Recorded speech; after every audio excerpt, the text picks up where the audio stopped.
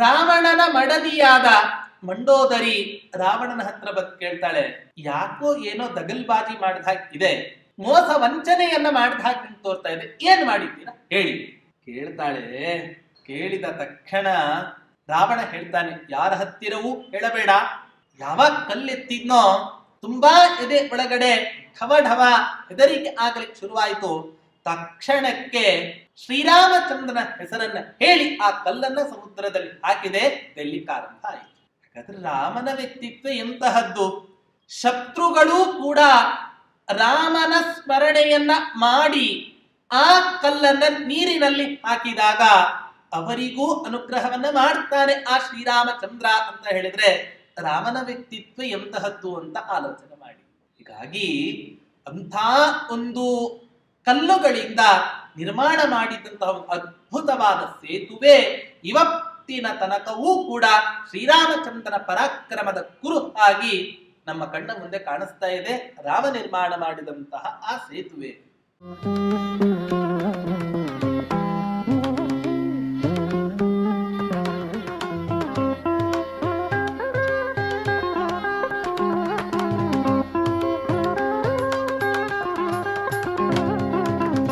पूज्याय राघवेन्द्राय सत्यधर्मरताय च भजतां कल्पवृक्षाय नमतां कामधेनवे दुर्वादिध्वान्तरवये वैष्णवेन्दी वरिन्दवे श्री राघवेन्द्र गुरवे नमो अत्यंत दयालवे. ಶ್ರೀ ಗುರುಭ್ಯೋ ನಮಃ. ಹರಿ ಓಂ. ಹೇಳ್ತಾರೆ, ರಾಮ, ಲಕ್ಷ್ಮಣ, ಹನುಮಂತ, ನಲ ಇವರೇ ಮೊದಲಾದ ಮಹಾನಾಯಕರ ನೇತೃತ್ವದಲ್ಲಿ ಸೇತು ನಿರ್ಮಾಣವನ್ನ ಕೈಗೊಳ್ತಾನೆ. ಆ ಕಲ್ಲನ್ನ ಸೇತುವೆಯ ನಿರ್ಮಾಣಕ್ಕೋಸ್ಕರ ಹಾಕಿದಾಗ ಕಲ್ಲು ನೀರಿನಲ್ಲಿ ಮುಳುಗ್ತಾ ಇದೆ. ಸಹಜ ಸ್ವಭಾವ ಕಲ್ಲಿನದ್ದು. ನಲ ಬಂದು ಹೇಳ್ತಾನೆ, ರಾಮ ಸೇತುವೆಯನ್ನು ಕಟ್ಟಲಿಕ್ಕೆ ಆಗ್ತಾ ಇಲ್ಲ, ಹಾಕಿರೋ ಕಲ್ಲುಗಳೆಲ್ಲವೂ ಕೂಡ ಮುಳುಗಿ ಹೋಗ್ತಾ ಇದ್ದಾವೆ, ಏನ್ ಮಾಡೋದು? ರಾಮಚಂದ್ರ ಹೇಳ್ತಾನೆ, ಚಿಂತೆ ಮಾಡ್ಲಿಕ್ಕೆ ಹೋಗಬೇಡಿ. ಯಾವ ಕಲ್ಲನ್ನ ಸೇತುವೆಯ ನಿರ್ಮಾಣಕ್ಕೋಸ್ಕರ ಬಳಸ್ತೀರೋ ಆ ಕಲ್ಲಿನ ಮೇಲೆ ಶ್ರೀರಾಮ ಅಂತ ಹೆಸರನ್ನ ಬರೆದು ನೀವು ಆ ನೀರಿನಲ್ಲಿ ಹಾಕಿ. ಎಲ್ಲ ಕಪಿಗಳು ಕೂಡ ಪ್ರತಿಯೊಂದು ಕಲ್ಲಿನ ಮೇಲೂ ಕೂಡ ಶ್ರೀರಾಮ ಅನ್ನೋ ಹೆಸರನ್ನ ಬರೆದು ಸಮುದ್ರದಲ್ಲಿ ಹಾಕ್ತಾರೆ. ಅಲ್ಲಿ ತನಕ ಮುಳುಗ್ತಾ ಇದ್ದಂತಹ ಆ ಕಲ್ಲುಗಳೆಲ್ಲವೂ ಕೂಡ ನೀರಿನಲ್ಲಿ ತೇಲಿಕ್ಕೆ ಆರಂಭ ಮಾಡ್ತವೆ. ಇಂಥ ಮಹತ್ವ, ಇಂಥ ಸಾಮರ್ಥ್ಯ ಶ್ರೀರಾಮಚಂದ್ರನದ್ದು. ಇದಕ್ಕಿಂತ ದೊಡ್ಡ ಆಶ್ಚರ್ಯ ಏನು ಅಂದ್ರೆ, ಲಂಕಾಪಟ್ಟಣದಲ್ಲಿ ರಾಮನ ಹೆಸರನ್ನ ಹೇಳಿ ಕಲ್ಲನ್ನ ಹಾಕಿದರೆ ಆ ಕಲ್ಲು ತೇಲಿಕ್ಕಾರಂಭ ಆಗುತ್ತೆ ಅಂತ ಲಂಕಾಪಟ್ಟಣದಲ್ಲಿ ಪ್ರಚಾರ ಆಯಿತು. ರಾವಣನಿಗೆ ಸ್ವಲ್ಪ ಇರುಸು ಮುರುಸು ಉಂಟಾಗ್ಲಿಕ್ಕೆ ಆರಂಭ ಆಯ್ತಂತ. ಯಾಕೆ? ತನ್ನ ಪಟ್ಟಣದಲ್ಲಿ ಶತ್ರುವಿನ ಗುಣಗಾನವನ್ನ ಮಾಡೋದು ಅಂತ ಹೇಳಿದರೆ ಅದು ತನಗಾದ ಒಂದು ದೊಡ್ಡ ಹಿನ್ನಡೆ. ಈಗ ಏನ್ ಮಾಡೋದು ಅಂತ ಆಲೋಚನೆಯನ್ನ ಮಾಡಿ ರಾವಣ ಆಲೋಚನೆ ಮಾಡ್ತಾನೆ, ಬರೀ ರಾಮನ ಹೆಸರನ್ನು ಹೇಳಿ ಕಲ್ಲು ಹಾಕಿದ್ರೆ ಮಾತ್ರ ಕಲ್ಲು ತೇಲಲ್ಲ, ನಾನು ಹಾಕಿದ್ರು ಕೂಡ ಕಲ್ಲು ತೇಲತ್ತೆ. ಎಲ್ಲರೂ ಬರ್ತಾರೆ. ರಾವಣನಿಗೆ ಧಿಕ್ಕಾರ, ರಾಮನಿಗೆ ಜೈಕಾರ ಆಗ್ತಾ ಇದ್ದಂತಹ ಲಂಕಾಪಟ್ಟಣದ ಸಕಲ ಪ್ರಜೆಗಳು ಕೂಡ ಸಮುದ್ರದ ತೀರಕ್ಕೆ ಬರ್ತಾರೆ. ಬಂದಾಗ ರಾವಣನಿಗೆ ಎದೆ ಢವ ಢವ ಢವ ಅಂತ ಇದೆ. ಕಲ್ಲನ್ನ ಮೇಲೆತ್ತಾನೆ. ಮೇಲೆತ್ತಿದಂತಹ ಆ ಕಲ್ಲನ್ನ ಸಮುದ್ರದಲ್ಲಿ ಹಾಕ್ತಾನೆ. ಹಾಕಿದ ತಕ್ಷಣವೇ ಆ ಕಲ್ಲು ತೇಲಿಕ್ಕೆ ಆರಂಭ ಆಗುತ್ತೆ. ಇಂಥ ಆಶ್ಚರ್ಯ! ಅಲ್ಲಿ ತನಕ ರಾಮನಿಗೆ ಜೈಕಾರ ಹಾಕಿದ ಎಲ್ಲ ಲಂಕಾಪಟ್ಟಣದ ಪ್ರಜೆಗಳು ಕೂಡ ರಾವಣನಿಗೆ ಜೈಕಾರ, ರಾಮನಿಗೆ ಧಿಕ್ಕಾರ ಅಂತ ಹೇಳಿ ಪುನಃ ತಮ್ಮ ಜಯಘೋಷದ ಧ್ವನಿಯನ್ನ ವ್ಯತ್ಯಾಸ ಮಾಡ್ತಾರೆ. ಆದರೆ ಜಗತ್ತಿನಲ್ಲಿ ಯಾರಿಗೆ ಬೇಕಾದರೂ ಕೂಡ ಮೋಸವನ್ನ ಮಾಡಬಹುದು. ಆದ್ರೆ ಕಟ್ಕೊಂಡಿರೋ ಹೆಂಡತಿಗೆ ಯಾವತ್ತಾದ್ರೂ ಕೂಡ ಮೋಸ ಮಾಡ್ಲಿಕ್ಕೆ ಸಾಧ್ಯ ಉಂಟೆ? ರಾವಣನ ಮಡದಿಯಾದ ಮಂಡೋದರಿ ರಾವಣನ ಹತ್ರ ಬಂದು ಕೇಳ್ತಾಳೆ, ಯಾಕೋ ಏನೋ ದಗಲ್ಬಾಜಿ ಮಾಡಿದ ಹಾಗೆ ಇದೆ, ಮೋಸ ವಂಚನೆಯನ್ನ ಮಾಡಿದ ಹಾಗೆ ನಿಂಗೆ ತೋರ್ತಾ ಇದೆ, ಏನ್ ಮಾಡಿದ್ದೀರಾ ಹೇಳಿ. ಕೇಳ್ತಾಳೆ.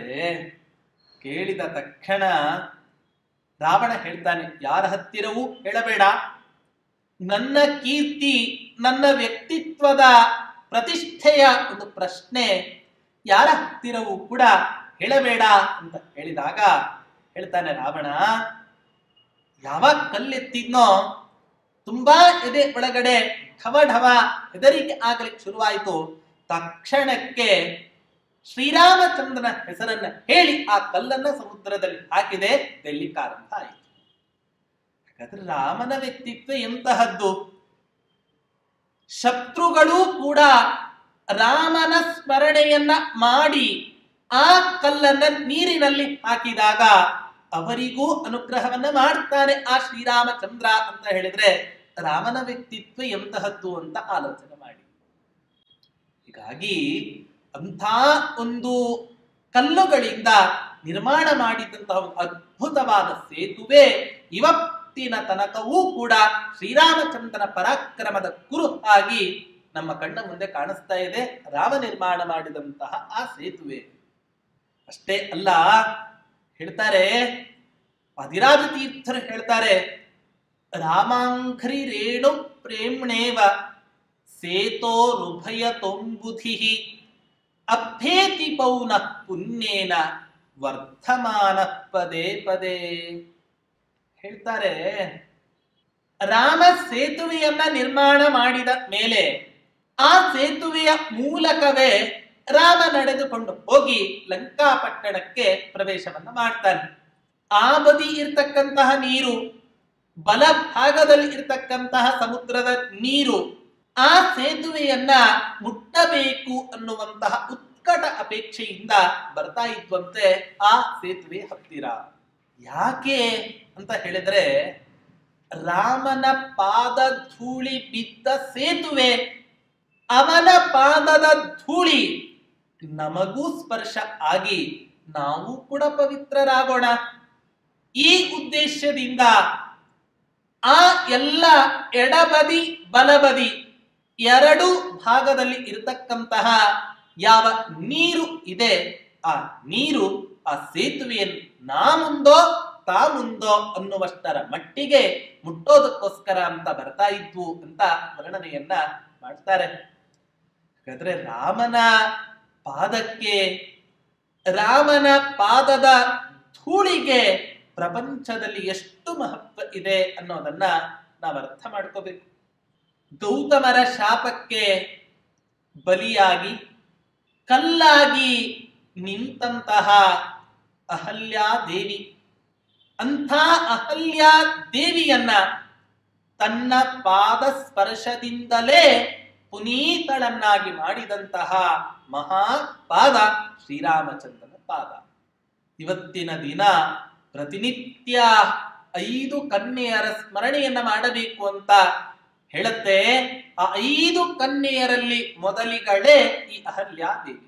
ಅಹಲ್ಯ, ದ್ರೌಪದಿ, ಸೀತಾ, ತಾರಾ, ಮಂಡೋದರಿ ತಥಾ ಪಂಚಕನ್ಯಾ ಸ್ಮರೇನ್ ನಿತ್ಯಂ ಮಹಾಪಾತಕ ನಾಶನಂ ಅಂತ ಈ ರೀತಿಯಾಗಿ ಹೇಳ್ತಾರೆ. ಹೀಗಾಗಿ ಪತಿತಳಾಗಿ, ಗಂಡನ ಶಾಪದಿಂದ ಭ್ರಷ್ಟಳಾಗಿ, ಕಲ್ಲಾಗಿ ಬಿದ್ದಂತಹ ಅಹಲ್ಯೆಯನ್ನ ಉದ್ಧಾರ ಮಾಡಿದಂತಹ ಪಾದ ನಮ್ಮ ಆ ಪ್ರಭು ಶ್ರೀರಾಮಚಂದ್ರನ ಪಾದ. ಯಾರು ತಾನೇ ಆ ರಾಮನ ಪಾದಾರವಿಂದವನ್ನ ಆರಾಧನೆ ಮಾಡಿ ದುಃಖವನ್ನ ಇವತ್ತಿನ ದಿನ ಅನುಭವಿಸ್ತಕ್ಕಂಥವ್ರು ಇದ್ದಾರೆ. ಹೀಗಾಗಿ ಹೇಳ್ತಾರೆ, ಪಾತಿವ್ರತ್ಯ ಪರೀಕ್ಷಯಾಖ್ಯಲಲನ ದೋಷಾಂಕುರಚ್ಛೇದನಂ ಪಾಷಾಣೀಕೃತ ಗೌತಮಾರ್ಯವನಿತಾ ವಿಜ್ಞಾನದನಕ್ಷಮಂ ಸಾಮ್ರಾಜ್ಯೋಚಿತ ಭೋಗ್ಯ ಭೋಗ ವಿರಸಂ ಶ್ರೀರಾಮ ತಿಂಗ್ರಿಂಶ್ರಯೇ ನೈರ್ಮಲ್ಯಾಯ ನಿರಂತರ ಸ್ಮೃತಿ ಕೃತೆ ವೈರಾಗ್ಯ ಭಾಗ್ಯಾಯ ಚ. ರಾಮನ ಪಾದ ಎಷ್ಟು ಎಷ್ಟು ಅತ್ಯದ್ಭುತವಾದದ್ದು, ಪರಮ ಪವಿತ್ರವಾದದ್ದು ಅನ್ನೋದಕ್ಕೆ ಹೇಳ್ತಾರೆ. ದಶರಥ ಮಹಾರಾಜ ಶ್ರೀರಾಮಚಂದ್ರನಿಗೆ ಪಟ್ಟಾಭಿಷೇಕ ಅಂತ ತೀರ್ಮಾನ ಮಾಡ್ತಾನೆ. ಇನ್ನೊಬ್ಬ ಹೆಂಡತಿಯಾದ ಕೈಕೇಯಿಗೆ ಕೊಟ್ಟ ವರವನ್ನ ಪೂರೈಸೋದಕ್ಕೋಸ್ಕರ ರಾಮ ವನವಾಸಕ್ಕೆ ಹೋಗ್ತಾನೆ 14 ವರ್ಷಗಳ ಕಾಲ. ಹೀಗೆ ಪಟ್ಟಾಭಿಷೇಕ ನಿಂತು ವನವಾಸಕ್ಕೆ ಹೋಗಬೇಕಾದರೂ ಕೂಡ ಯಾವ ಹಿಂಜರಿಕೆಯನ್ನೂ ಮಾಡದೇ ಇರತಕ್ಕಂತಹ ಪಾದ ಶ್ರೀರಾಮಚಂದ್ರನ ಪಾದ ಅಂತ ಹೇಳ್ತಾರೆ. ಇಂಥ ಶ್ರೀರಾಮಚಂದ್ರನ ಪಾದ ಕಲ್ಲಾದ ಅಹಲ್ಯೆಯನ್ನ ಉದ್ಧರಿಸಿದಂತೆ ಕಲ್ಲಾಗಿರ್ತಕ್ಕಂತಹ ನಮ್ಮನ್ನೂ ಕೂಡ ಆ ಶ್ರೀರಾಮಚಂದ್ರ ಉದ್ಧರಿಸಿದರೆ ಆಗ ಅವಶ್ಯವಾಗಿ ನಾವು ಆ ಪರಮಾತ್ಮನ ವೈಕುಂಠ ಲೋಕಕ್ಕೆ ನಮಗೆ ಹೋಗಲಿಕ್ಕೆ ಸಾಧ್ಯ ಇದೆ ಅನ್ನೋದನ್ನ ವರ್ಣನೆ ಮಾಡ್ತಾರೆ. ಹೀಗೆ ಅಂಥ ಅತ್ಯದ್ಭುತವಾಗಿರತಕ್ಕಂತಹ ಒಂದು ಕ್ಷೇತ್ರ ಆ ರಾಮೇಶ್ವರ ಕ್ಷೇತ್ರ ಅನ್ನೋದನ್ನ ನಿರೂಪಣೆ ಮಾಡ್ತಾರೆ. ಅದಷ್ಟೇ ಅಲ್ಲ, ವಾದಿರಾಜ ತೀರ್ಥರು ಹೇಳ್ತಾರೆ, ಕಾಳಿದಾಸ ತನ್ನ ಕಾವ್ಯದಲ್ಲಿ ಒಂದನ್ನ ನಿರೂಪಣೆ ಮಾಡ್ತಾನೆ. ದಿಲೀಪ ಮಹಾರಾಜ ಸ್ವರ್ಗಲೋಕಕ್ಕೆ ಹೋಗಿ ವಾಪಸ್ ಬರಬೇಕಾದ್ರೆ ವಸಿಷ್ಠ ಮಹರ್ಷಿಗಳ ಹಸುವಾದ ಕಾಮಧೇನುವಿನ ಸೇವೆಯನ್ನ ಮಾಡಲ್ಲ. ಹಾಗೆ ಅನಿರೀಕ್ಷಿತವಾಗಿ ನಿರೀಕ್ಷಿಸದೆ ಬಂದು ಬಿಡ್ತಾನೆ. ಅವಾಗ ಹೇಳ್ತಾರೆ, ಕಾಮಧೇನುವಿನ ಮಗಳಾದ ನಂದಿನಿಯ ಸೇವೆಯನ್ನ ಮಾಡುವ ತನಕವೂ ಕೂಡ ಈ ದಿಲೀಪ ಮಹಾರಾಜನಿಗೆ ಸಂತಾನ ಆಗುವುದು ಬೇಡ. ಕೊನೆಗೆ ಮಕ್ಕಳಾಗ್ಲಿಲ್ಲ ಅನ್ನೋದಕ್ಕೋಸ್ಕರ ಕುಲ ಪುರೋಹಿತರಾದ ವಸಿಷ್ಠ ಮಹರ್ಷಿಗಳ ಹತ್ತಿರ ಬಂದಾಗ ವಸಿಷ್ಠ ಮಹರ್ಷಿಗಳೇ ಹೇಳ್ತಾರೆ, ದನದ ಹಟ್ಟಿಯಲ್ಲಿ ಇರುವ ಕಾಮಧೇನುವಿನ ಮಗಳಾದ ನಂದಿನಿಯ ಸೇವೆಯನ್ನ ನಿಷ್ಕಲ್ಮಶ ಮನಸ್ಸಿನಿಂದ ಮಾಡು, ನಿನಗೆ ಸಂತಾನ ಆಗತ್ತೆ. ನೋಡಿ, ಹಿಂದಿನ ಕಾಲದಲ್ಲಿ ಸಂತಾನಕ್ಕೆ ಉಪಾಯ ಏನು ಅನ್ನೋದನ್ನ ವಸಿಷ್ಠ ಮಹರ್ಷಿಗಳ ಮಾತಿನಿಂದ ನಾವು ತಿಳ್ಕೋಬೇಕು. ಮಕ್ಕಳಾಗದೇ ಇದ್ದ ಪಕ್ಷದಲ್ಲಿ ಗೋಶಾಲೆಗೆ ಹೋಗಿ ಗೋವುಗಳ ಸೇವೆಯನ್ನ ಮಾಡಿದರೆ ಮಕ್ಕಳಾಗ್ತಾ ಇತ್ತು. ಅಷ್ಟೇ ಅಲ್ಲ, ನಮ್ಮ ಹಿರಿಯರು ಹೇಳ್ತಾರೆ, ಮೂಲತೋ ಬ್ರಹ್ಮರೂಪಾಯ ಮಧ್ಯತೋ ವಿಷ್ಣು ರೂಪಿಣೆ ಅಗ್ರತ ಶಿವರೂಪಾಯ ವೃಕ್ಷರಾಜಾಯತೆ ನಮಃ. ಇಡೀ ವೃಕ್ಷಗಳಿಗೆ ರಾಜ ಅಂತ ಕರೆಸಿಕೊಳ್ಳುವಂತಹದ್ದು ಅಶ್ವತ್ಥ ವೃಕ್ಷ. ಅಂಥ ಅಶ್ವತ್ಥ ವೃಕ್ಷಕ್ಕೆ 48 ದಿನಗಳ ಪರ್ಯಂತ ಸೂರ್ಯೋದಯಕ್ಕಿಂತಲೂ ಮುಂಚೆಯೇ ಯಾರು ಪ್ರತಿನಿತ್ಯ ಆ ಅಶ್ವತ್ಥ ವೃಕ್ಷಕ್ಕೆ ನಮಸ್ಕಾರವನ್ನ ಮಾಡುತ್ತಾರೋ ಅವರಿಗೆ ಅವಶ್ಯವಾಗಿ ಉತ್ತಮ ಸಂತಾನ ಆಗತ್ತೆ. ಯಾಕೆ ಅಂತ ಹೇಳಿದರೆ, ಆ ಅಶ್ವತ್ಥ ವೃಕ್ಷದಿಂದ ಸೂರ್ಯೋದಯ ಆಗೋದಕ್ಕಿಂತ ಮುಂಚೆ ಆ ಅಶ್ವತ್ಥ ವೃಕ್ಷದಲ್ಲಿ ಉಂಟಾಗ್ತಕ್ಕಂತಹ ಯಾವ ಗಾಳಿ ಇದೆ, ಆಮ್ಲಜನಕ ಇದೆ, ಆ ಗಾಳಿ ಪ್ರತಿಯೊಬ್ಬ ಸ್ತ್ರೀಯಲ್ಲಿಯೂ ಕೂಡ ಗರ್ಭವನ್ನ ಧರಿಸಲಿಕ್ಕೆ ಯಾವ ದೋಷ ಇದೆ ಆ ದೋಷವನ್ನ ಪರಿಹಾರ ಮಾಡಿಕೊಡುತ್ತಂತೆ ಅಶ್ವತ್ಥ ವೃಕ್ಷದ ಗಾಳಿ. ಹಾಗಾಗಿ ಯಾರಿಗಾದರೂ ಕೂಡ ಸಂತಾನದ ಪ್ರಾಪ್ತಿ ಇಲ್ಲದಿದ್ದಲ್ಲಿ ಅವಶ್ಯವಾಗಿ ಅಶ್ವತ್ಥ ವೃಕ್ಷದ ಸೇವೆ, ಗೋಶಾಲೆಗೆ ಹೋಗಿ ಗೋವುಗಳ ಸೇವೆಯನ್ನ ಮಾಡಿದರೆ ಅವಶ್ಯವಾಗಿ ಆ ಸಂತಾನದ ಪ್ರಾಪ್ತಿ ನಮ್ಮಿಂದ ಹಾಗೆ ಆಗುತ್ತೆ. ವಸಿಷ್ಠ ಮಹರ್ಷಿಗಳ ಆದೇಶದಂತೆ 21 ದಿನಗಳ ಪರ್ಯಂತ ನಂದಿನಿಯ ಸೇವೆಯನ್ನ ಸುದಕ್ಷಿಣ ದೇವಿ ದಿಲೀಪ ಮಹಾರಾಜರು ಮಾಡ್ತಾರೆ. ಒಂದು ದಿನ ನಂದಿನಿ ಹುಲ್ಲನ್ನ ಮೇಯೋದಕ್ಕೋಸ್ಕರ ಅಂತ ಹೋಗಬೇಕಾದರೆ ಆಗ ಒಂದು ಸಿಂಹಕ್ಕೆ ಸಿಕ್ಕಾಕೊಂಡು ತುಂಬಾ ಒದ್ದಾಡ್ತಾ ಇರುತ್ತಂತೆ. ಸಿಂಹ ದಿಲೀಪ ಮಹಾರಾಜನನ್ನ ಕುರಿತು ಹೇಳುತ್ತೆ. ಏನು? ದಿಲೀಪ ಮಹಾರಾಜ ನೀನು ಬಿಟ್ಟ ಬಾಣಗಳು ಇಲ್ಲಿ ತನಕ ಯಾವ ಪ್ರಾಣಿಗಳಲ್ಲಿಯೂ ವ್ಯರ್ಥ ಆಗಿಲ್ಲ. ಆದರೆ ನನ್ನಲ್ಲಿ ಮಾತ್ರ ನೀನು ಬಿಡುವ ಈ ಬಾಣ ವ್ಯರ್ಥ ಎಂದೇ ತಿಳಿ. ಇದಕ್ಕೆ ದೃಷ್ಟಾಂತ ಕೊಡಬೇಕಾದ್ರೆ ಕಾಳಿದಾಸ ಮಹಾಕವಿ ಹೇಳ್ತಾನೆ, ಬೇರೆ ಎಲ್ಲಾ ಕಡೆ ಬಿಟ್ಟಂಥ ಬಾಣ ಏನನ್ನ ಬೇಕಾದ್ರೂ ನಾಶ ಮಾಡಬಹುದು, ಆದ್ರೆ ಪರ್ವತದಲ್ಲಿ ಬಿಟ್ಟ ಬಾಣ ಯಾವತ್ತಾದ್ರೂ ಕೂಡ ಪ್ರಯೋಜನ ಆಗಿತ್ತುಂಟೆ. ಹಾಗಾದ್ರೆ ಪರ್ವತದಷ್ಟು ಗಟ್ಟಿಯಾಗಿ ಇರತಕ್ಕಂಥ ನನ್ನಲ್ಲಿ ನೀನು ಇವತ್ತಿನ ದಿನ ಯಾವ ಬಾಣವನ್ನ ಬಿಡ್ತೀಯ ಆ ಬಾಣ ವ್ಯರ್ಥವೆಂದೇ ತಿಳಿ ಅಂತ ಹೇಳ್ತಾನಂತೆ. ಹೇಳತ್ತಂತೆ ಆಸಿ ಇಂಥ ದೃಷ್ಟಾಂತ ಕೊಟ್ಟ.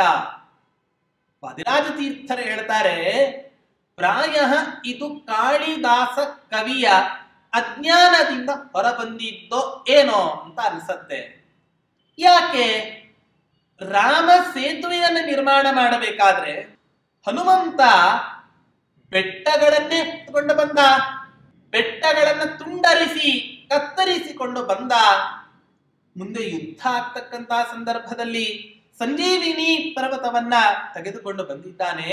ಆ ಎಲ್ಲ ಪರ್ವತಗಳನ್ನು ಕೂಡ ಎತ್ತುಕೊಂಡು ಬಂದು ಇವತ್ತಿನ ದಿನ ಸಮುದ್ರದ ಮಧ್ಯದಲ್ಲಿ ಸೇತುವೆಯ ರೂಪದಲ್ಲಿ ನಮಗೆ ಕಾಣಿಸ್ತಾ ಇದೆ. ಹೀಗಾಗಿ ಕಾಳಿದಾಸನ ಪ್ರಾಯ ಈ ವಾಕ್ಯ ಯಾಕೋ ಏನೋ ಅಜ್ಞಾನದಿಂದ ಹೊರಹೊಮ್ಮಿದ್ದೋ ಏನೋ ಅಂತ ಈ ರೀತಿಯಾಗಿ ನಿರೂಪಣೆಯನ್ನ ಮಾಡ್ತಾರೆ. ಹೀಗೆ ನಿರೂಪಣೆಯನ್ನ ಮಾಡ್ತಾ ಮುಂದೆ ವಾದಿರಾಜ ತೀರ್ಥರು ಹೇಳ್ತಾರೆ, ಆ ಸೇತುವೆ ಯಾವ ರೀತಿಯಾಗಿ ಇದೆ ಅಂತ ಹೇಳಿದ್ರೆ, ಪ್ರಭು ರಾಮ ತನ್ನ ಅವತಾರದ ಸಮಾಪ್ತಿಯ ಕೊನೆಯ ಕಾಲದಲ್ಲಿ ಸಮಾಯಾತ ಯೇ ಯೇ ಮೋಕ್ಷ ಪದೇಚ್ಛವಃ ಏವಮಾಘೋಷಯತ್ರಾಮೋ ದೂತೈರ್ ದಿಕ್ಷು ಸಮಸ್ತಶಃ. ರಾಮ ಒಂದು ಉದ್ಘೋಷಣೆಯನ್ನ ಮಾಡ್ತಾನಂತೆ, ಘೋಷಣೆಯನ್ನು ಹೊರಡಿಸ್ತಾನಂತೆ. ಯಾರ್ಯಾರಿಗೆ ಮೋಕ್ಷಕ್ಕೆ ಹೋಗಬೇಕು ಅನ್ನುವಂತಹ ಅಪೇಕ್ಷೆ ಉಂಟೋ ಎಲ್ಲರೂ ಕೂಡ ನನ್ನೊಟ್ಟಿಗೆ ಮೋಕ್ಷಕ್ಕೆ ಬಂದು ಬಿಡಿ ಅಂತ ಹೇಳ್ತಾನಂತೆ. ಆ ಮೋಕ್ಷಕ್ಕೆ ಹೋಗಲಿಕ್ಕೆ ಸೇತುವೆ ಬೇಕಲ್ವಾ, ಏನಾದ್ರೂ ಒಂದು ದಾರಿ ಬೇಕಲ್ವಾ, ಆ ದಾರಿಯನ್ನ ನಿರ್ಮಾಣ ಮಾಡೋದಕ್ಕೋಸ್ಕರವೋ ಏನೋ ಅನ್ನುವಂತೆ ಮುಂಚಿತವಾಗಿ ಶ್ರೀರಾಮಚಂದ್ರ ಆ ಸೇತುವೆಯನ್ನ ಕಟ್ಟಿದ್ದಾನೆ ಅಂತ ಹೇಳ್ತಾರೆ. ಹೀಗಾಗಿ ರಾಮ ಹೇಳ್ತಾನೆ, ಭಕ್ತರು ನನಗೂ ಇವರಿಬ್ಬರ ಮಧ್ಯೆ ದೊಡ್ಡ ಭಕ್ತಿಯ ಕೊಂಡಿಯಾಗಿ ಇವತ್ತಿನ ದಿನ ಆ ಸೇತುವೆ ಇದೆ. ಅಂಥ ಅತ್ಯದ್ಭುತವಾಗಿರತಕ್ಕಂತಹ ಸೇತುವೆ ಆ ರಾಮ ಕಟ್ಟಿದ ಸೇತುವೆ ಅಂತ ಹೇಳ್ತಾರೆ. ಇಷ್ಟು ಪವಿತ್ರವಾದ, ಇಷ್ಟು ಪರಮ ಪಾವನವಾದ ಸೇತುವೆ ಇರತಕ್ಕಂತಹ ಕ್ಷೇತ್ರವೇ ಆ ರಾಮೇಶ್ವರ ಕ್ಷೇತ್ರ ಅಂತ ಹೇಳ್ತಾರೆ. ಅಂಥ ರಾಮೇಶ್ವರ ಕ್ಷೇತ್ರಕ್ಕೆ ಹೋಗಿ ರಾಯರು ರಾಮ ಕಟ್ಟಿದ ಯಾವ ಸೇತುವೆ ಇದೆ ಆ ಸೇತುವೆಯನ್ನ ಕಂಡರು ಅನ್ನೋದನ್ನ ಈ ಶ್ಲೋಕದಲ್ಲಿ ಹೇಳ್ತಾ ಇದ್ದಾರೆ.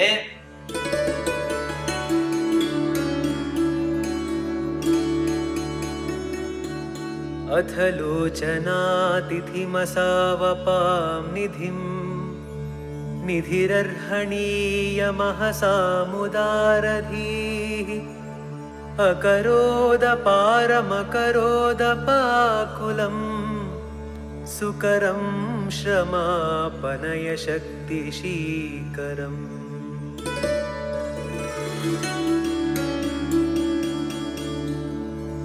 ಹೇಗಿದೆ ಎಂಥ ಸಮುದ್ರದ ಮಧ್ಯದಲ್ಲಿ ರಾಮ ಸೇತುವೆಯನ್ನ ಕಟ್ಟಿದ ಅಂತ ಹೇಳಿದ್ರು.